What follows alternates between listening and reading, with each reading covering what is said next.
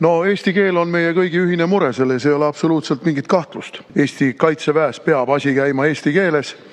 Selles ei ole mingit kahtlust, nii nagu terves Eestis peab asi käima eesti keeles. Eelmisel nädalal siin saalis oli 2 eelnõud, mis kiideti ka heaks koalitsiooni häältega ülekaalukalt, mis sisuliselt avavad Eesti väravad odavtööjõu sisserändele endise Nõukogude Liidu aladelt.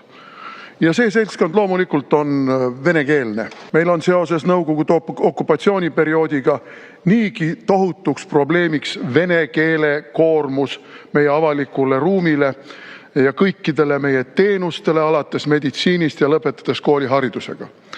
Vene keel on meil nagu sangpomm mõlema jala küljes. Ja kuigi me kiidame heaks, et kaitsejõududes püütakse seda probleemi, mis ka sinna vältimatult sisse tunginud on ja jätkuvalt sisse tungib, lahendada, siis konteksti arvestades on see valuvaigisti võtmine.